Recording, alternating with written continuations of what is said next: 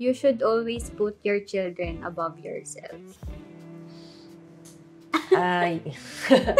Always. No. So, in the middle ako din. Yeah. Although, parate kong palpak dyan. Parate. Pero, kailangan sana hindi. Kasi, if you also don't consider your own health or the way you feel, hindi rin maganda yung pakikitungo mo sa kids mo. That's the ideal. Yeah. But I said, marami akong palpak dyan. Yes.